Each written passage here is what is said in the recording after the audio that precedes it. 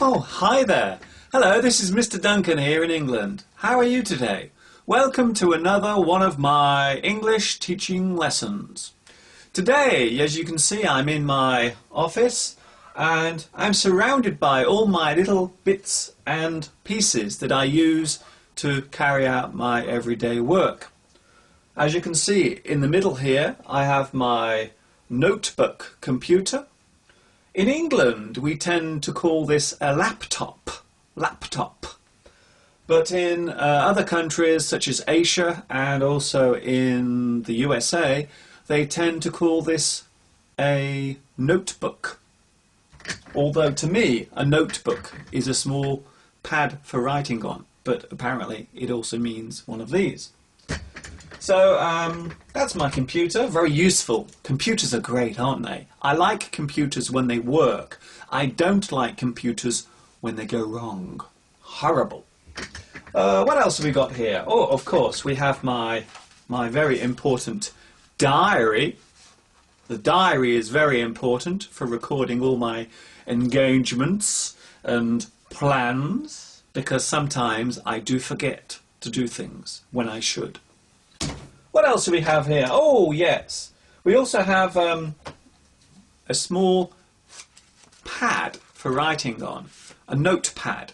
It's very important if you're writing things down to try to remember, or maybe a note that you have to write down in an emergency. Maybe somebody phoned you and you have to write a message down very quickly. A notepad is very, very useful. What else we got here? Oh, yes. I'm not very good at maths. I have to be honest, at maths. In England, we say maths. In America, the USA, they say math. This is my lovely calculator. Can you see my calculator? My calculator is very important for me when I'm adding up my salary, which normally comes to nothing. Oh dear. What else we got here? Oh yes, I also make many mistakes in my work. So if I do make a terrible mistake when I'm writing by hand, I can use this. Can you see this here? Look, this is correction fluid. It's something you paint onto the paper and it makes your mistakes disappear as if by magic. Correction fluid, it's called.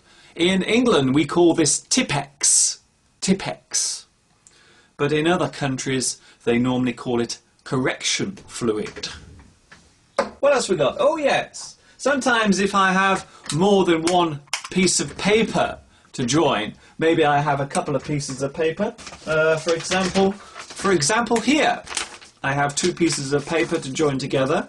I simply put this in here and press, and the two pieces of paper are joined together. This device is called a stapler,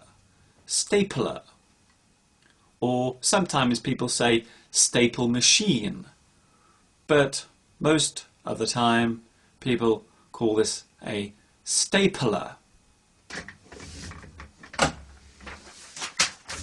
We have something else here. Maybe you want to stick your pieces of paper together in another way.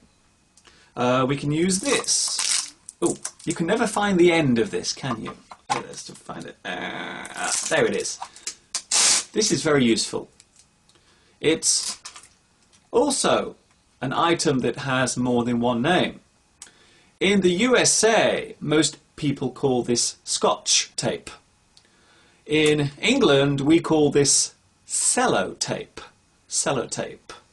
So this goes by two names. You can call it sellotape in the UK, or in the USA, you can call it Scotch tape. Scotch tape.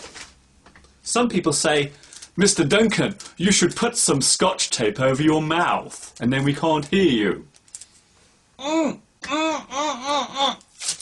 That's not very nice. Another thing that we sometimes use for making holes in our paper We call this a hole puncher. It's a great device. It's very good as well if you want to pierce your ear for an earring. Oh!